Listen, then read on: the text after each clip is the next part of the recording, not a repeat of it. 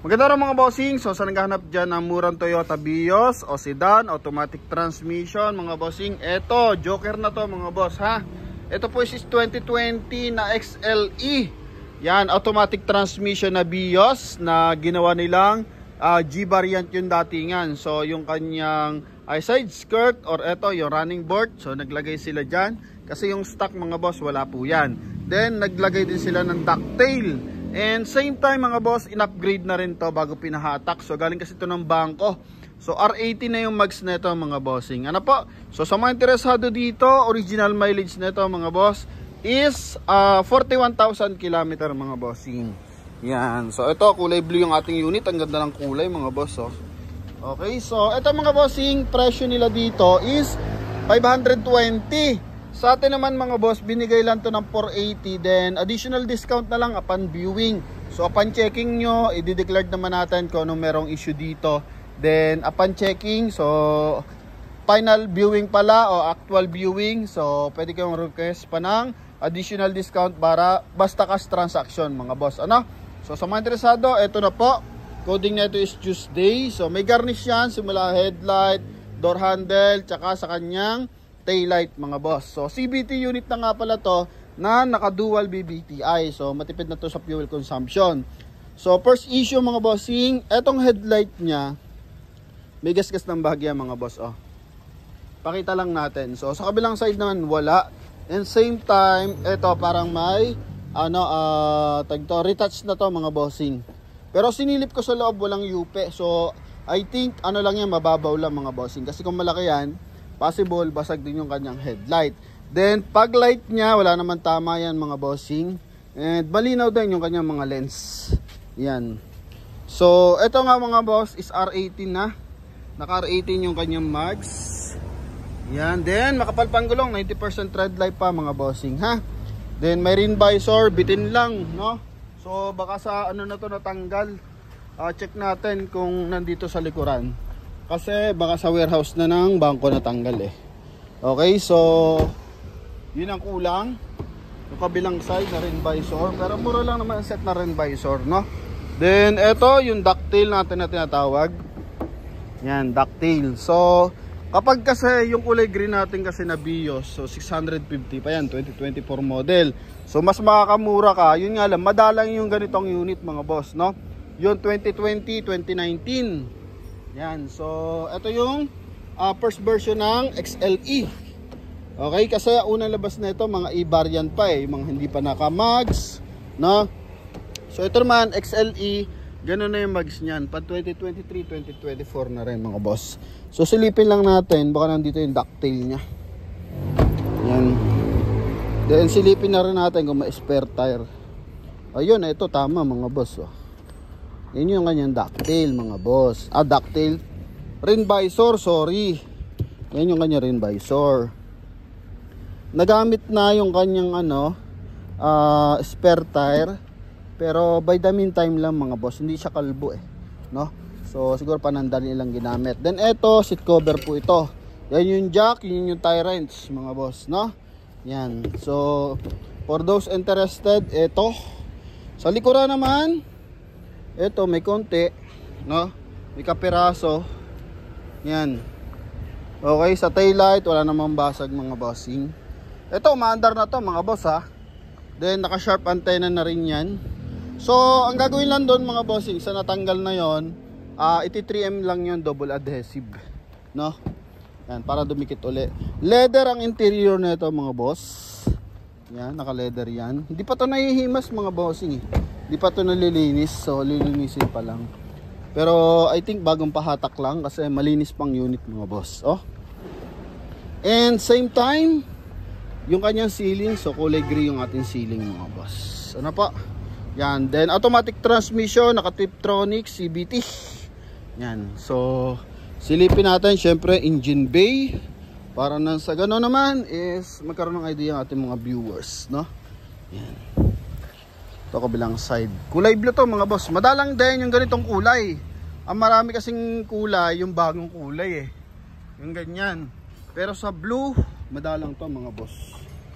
Okay. 480 mga bossing. negotiable pa to. Pero pag financing, sa 480 na nila kayo, bibigyan ng computation. So kaya tayo nagbibigay na mas murang unit presyo para sa ating mga cash transaction, para maiwasan na natin mag-financing mga boss. Kasi sa promote page talaga, nagpo-promote kasi tayo ng mura talaga mga bossing. Kaya papansin nyo, mas preferred natin mag-cash transaction kaysa sa financing. Kasi pag nag-financing kayo, may additional interest yan. Okay, so ito yung ating engine bay. Malinis ng bahagya yung ating engine bay mga boss. Ito yung insulator. Yan. Hood nya, wala naman yupe, wala naman nakikita retouch sa kanyang hood. Yan. Then yun nga, sa panel, sinilip ko naman yung buong panel. Wala naman balik kung ano, yung mga ganto mga boss. Okay, wala naman. Wala lang nga rin yupe sa loob mga bossing. I think nandito lang yun pinagtamaan. Pero nandito. Pinunturahan lang ng buo mga boss, no? Yan. So ito naman, sagot nila rehistro mga bossing. So checkin natin yung makina. Okay, walang usok, walang talsik. Napakaganda ng timing ng makina mga boss, no? Yan, dual BBTI.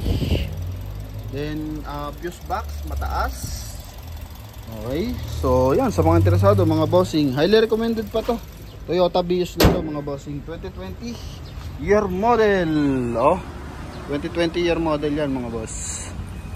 Silipin natin sa loob. Di lang natin maayos yung park kasi masikip mga bossing. Wala ibang susi ng sasakyan. Yan. So dito sa kanyang monitor, so explain natin. Connected siya ng Bluetooth, USB. And same time, pwede mo siya connect sa iyong phone. Para dito ka na magbi-mirroring mga boss, no? Yan. Ganda ka ng kanyang ano. Ang kanyang steering wheel cover, mga boss. Okay.